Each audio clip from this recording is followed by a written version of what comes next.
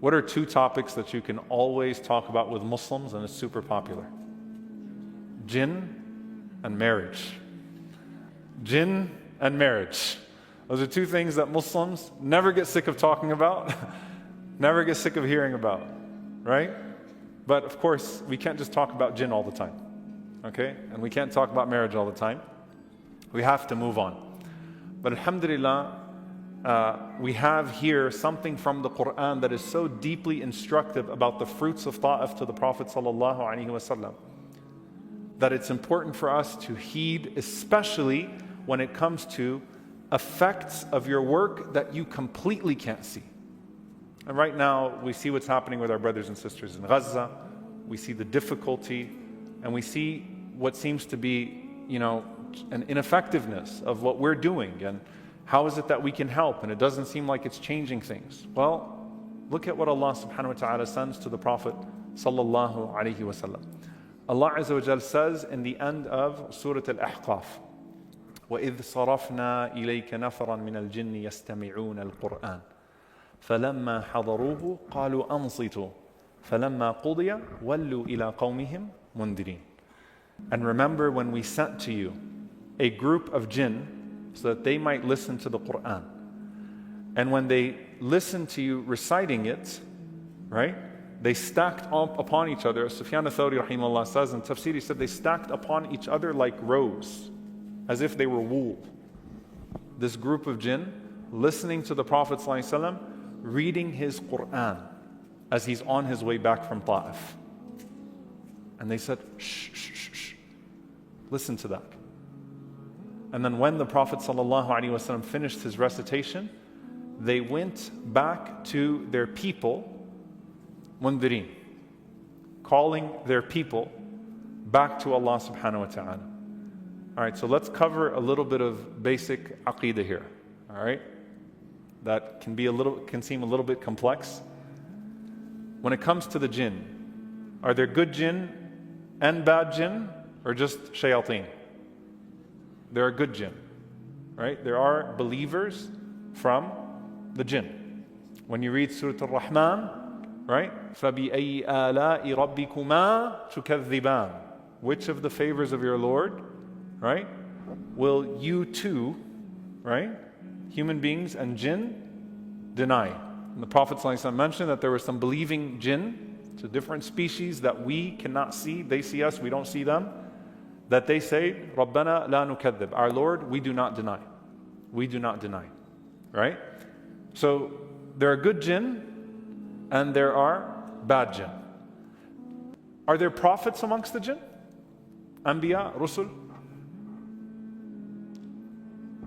There's a difference of opinion amongst the scholars. If there were prophets from the jinn, the majority of them say no. They have warners, and they use as the proof of the ayah, this ayah from Surah Al-Ahqaf, وَلُّوا إِلَىٰ قَوْمِهِمْ مُنذِرِينَ. They went back to their people, calling them, warning them. So they can be warners, they can be du'at, but they can't be jinn. They can't be actual prophets and messengers. So some of them said that. And some of them, like Imam Hassan al-Basri rahimahullah and others, a small group of scholars said they could have had prophets specific to them, not to human beings. Okay? Whereas the consensus is as follows. Number one, there are no jinn prophets and messengers that were ever sent to human beings. That's number one. Okay? Why? Because وَمَا أَرْسَلْنَا مِن رَسُولٍ إِلَّا بِلِسَانِ قَوْمِ. We only sent prophets and messengers in the language of their people. So it wouldn't make sense for us to be taught by a jinn, right? If anything, that was the objection of Quraysh, send an angel, right? We have human beings that were sent to us to teach us. That's number one. Number two, every human being that was sent as a prophet was also sent to the jinn. Meaning the jinn were accountable to the message of the prophets that were sent to human beings as well. Multiple proofs for that. It's so self-evident, it doesn't need any delving into, and it would take away from the lecture as a whole, right? But they see us, they hear us, they know the language, they understand. They have accountability to the messengers that were sent to the human beings as well, just as much as we have accountability to them. Number three, no matter what, there is no prophet after the Prophet ﷺ, period. He is the seal of prophethood. and to believe otherwise is disbelief. That's the aqeedah of Ahlus Sunnah wal Jama'ah. That's our creed, right? There is no prophet or messenger after the Prophet ﷺ. He is the seal of the prophets. So, all that to be said, why is this important? Because this group of jinn are literally the firsts of the jinn. The good jinn are not of the same category. There are Muslim jinn that embraced Islam quicker than others. They have their own versions and iterations of the righteous amongst them that called their tribes, qaba'il al-jinn, that called them to Islam and had varied responses.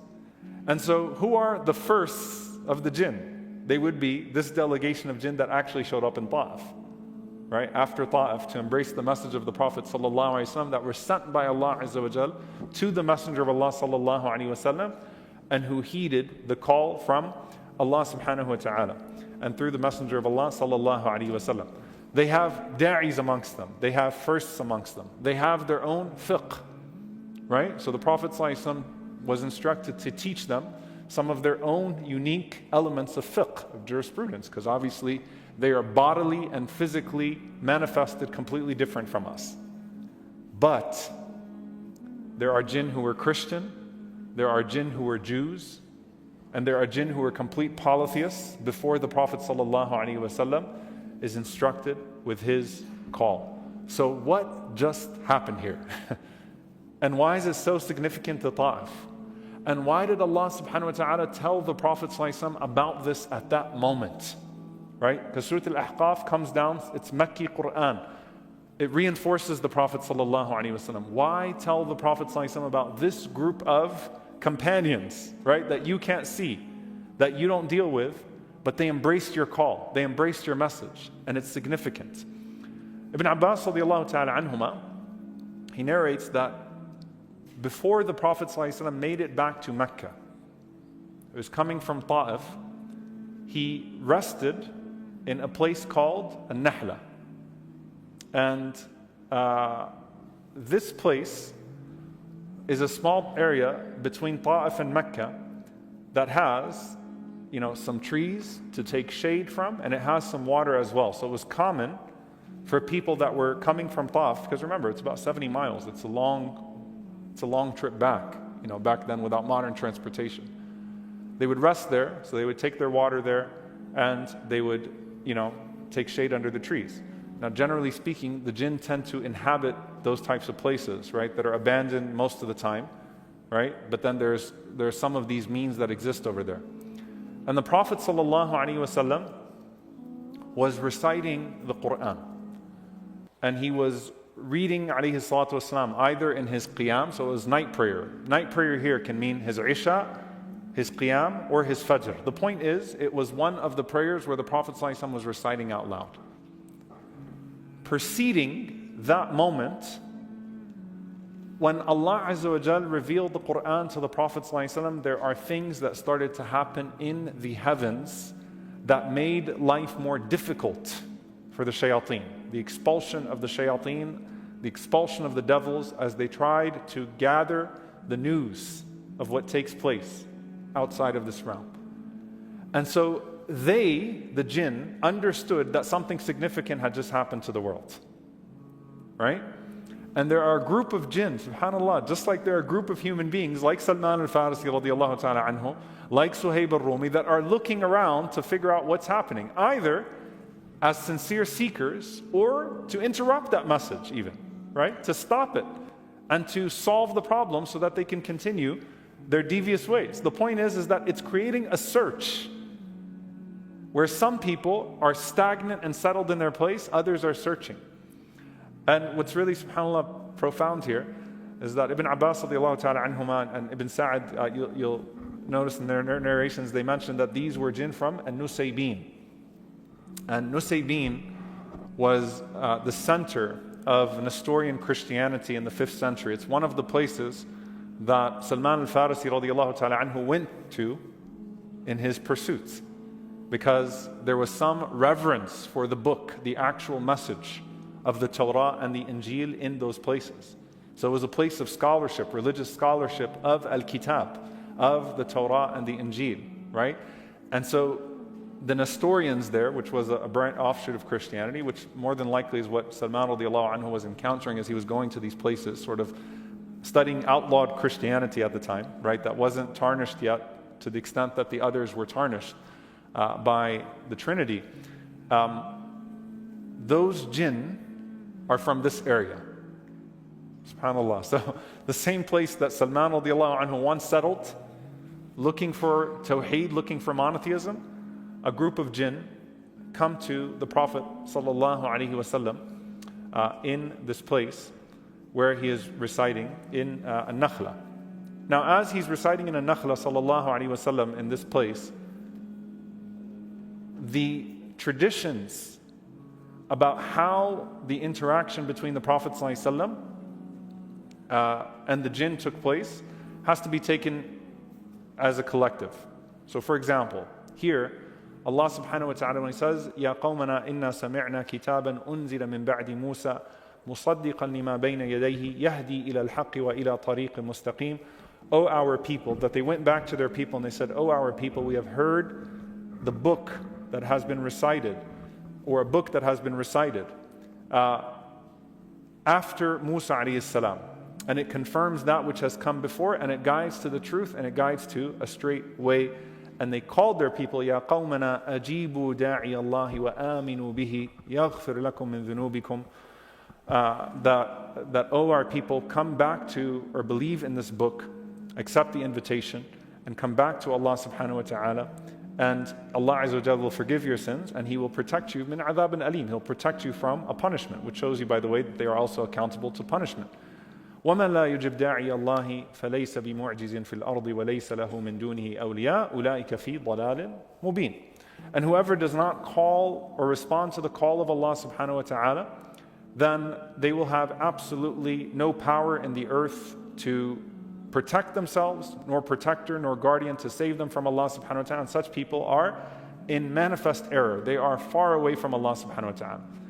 The suggestion here, some of the Mufassirin mention, is that these jinn did not immediately approach the Messenger of Allah sallallahu alaihi wasallam, meaning a conversation between the Prophet sallallahu alaihi wasallam and them did not necessarily take place here. They went back to their people and called them to Allah subhanahu wa ta'ala, and then Allah subhanahu wa ta'ala appointed a time by which the Prophet sallallahu alaihi wasallam spoke to them directly. Okay?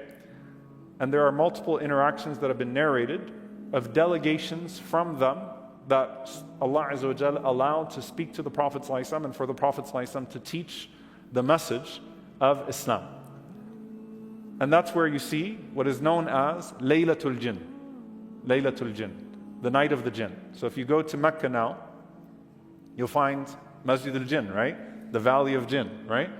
And this is an area that exists right outside, subhanAllah, the beauty and the irony of it, right outside of Hujun, where Khadija radiallahu ta'ala anha is buried.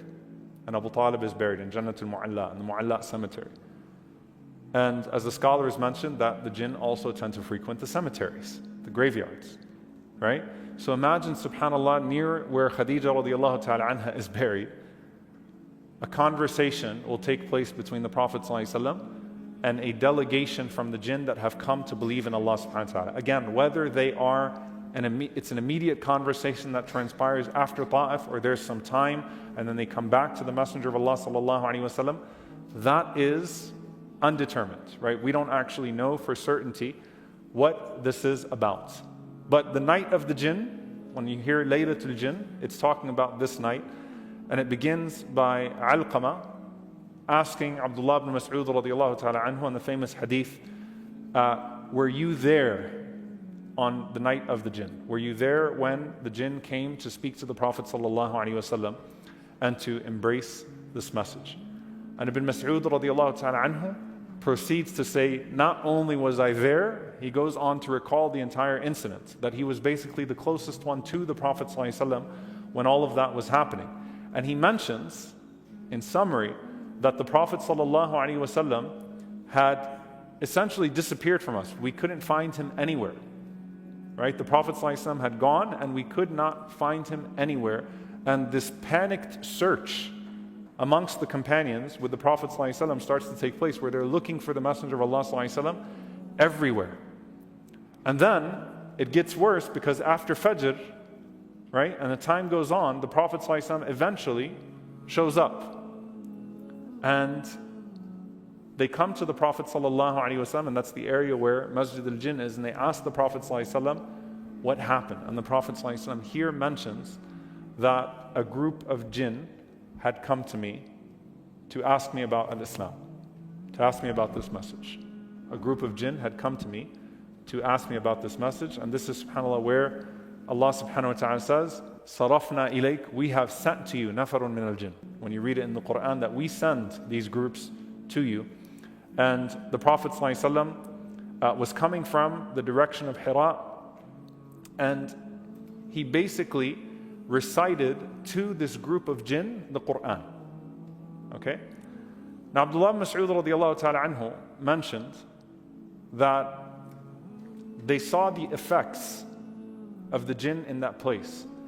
And in one narration, where Ibn Mas'ud radiallahu anhu mentions going with the Prophet sallallahu alaihi wasallam to meet a group from the jinn, he mentions seeing a manifestation, a physical manifestation of the jinn, as the Prophet ﷺ was teaching them the book of Allah and giving them the rulings. And in one narration he mentions that he saw a group of them later on in Kufa in Iraq that resembled that group, like that same group of jinn that had met the Prophet ﷺ, and that the Prophet ﷺ had given da'wah to.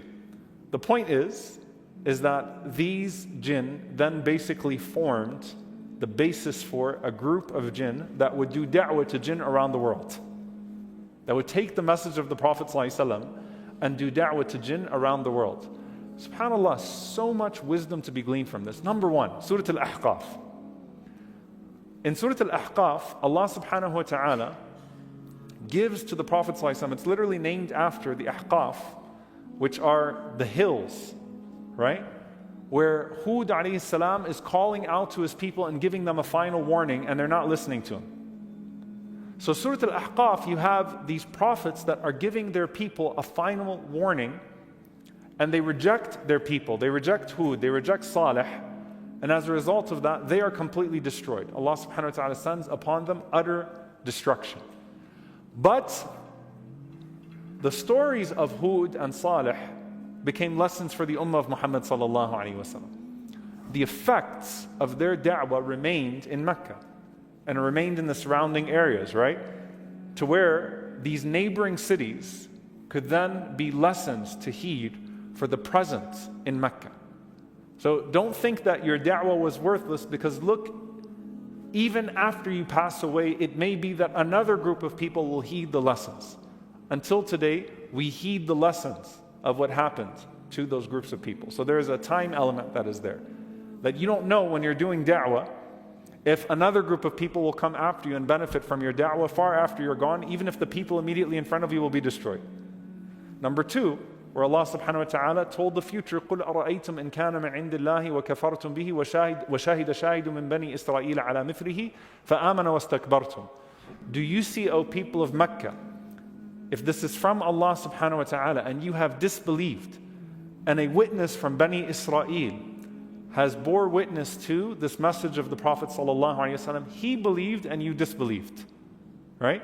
And this was a prophecy of the Islam to come of the chief rabbi of Medina, Abdullah ibn Salam radiallahu ta'ala anhu. That look, you're rejecting this message today. Tomorrow, Abdullah ibn Salam radiallahu ta'ala anhu, a rabbi will come from Medina, the chief rabbi of a neighboring city, and you claim to be inferior to the people of the book in understanding the people of the book. In fact, subhanAllah, by the way, Utbah and Shayba, you know what they told Addas? They told Addas, stick to your Christianity and leave this man. Stick to your Nasraniyah. We're okay with your Christianity. Stick to your Christianity and leave this man. They didn't mind as well the Jews of Medina and the Judaism of Medina. In fact, they felt an inferiority towards the people of the book. Right? And Allah is saying, a rabbi, the chief rabbi, will embrace Islam and you will disbelieve in it. Right? So what then is that a testimony to, or what does that say about your state? فَآمَنَ وَاسْتَكْبَرْتُمْ. He will believe and you will show pride. Of the wisdoms of that, by the way, is that as some of the scholars say, subhanAllah, is a bushra, a glad tidings of Medina, again, being the place that will embrace the Prophet ﷺ after all of that. And so when it comes to the jinn, even if the human beings in front of you have rejected your message, even if the only thing you saw was people punching you, throwing things at you, spitting at you, cursing you, there's another group that Allah subhanahu wa ta'ala brought that heard your message and that heeded your message. How many jinn embraced Islam? This is where the books of tafsir go all over the place. Allah knows best. Whether it's 70 or 700 or 1,000 of them came back to the Prophet ﷺ, it is all entirely irrelevant. The point is that the da'wah of the jinn started from the moment after Ta'if, when the Prophet ﷺ faced rejection at the hands of the people of Ta'if. And that's where the firsts, literally, of the jinn, who are, like, what's their parallel to our Abu Bakr and Umar and Uthman and Ali, we'll never know. And we don't need to know. But just to know from a da'wah perspective, that it is Allah subhanahu wa ta'ala that will guide and that will send people in the darkest moments, seemingly the darkest moments, that will embrace your message, and you don't know what effect you're having. You don't know what seed you are planting. The last thing that I'll say from this moment of Ta'if is that Ibn Hajar rahimahullah mentions something very powerful in the aftermath of Ta'if as well.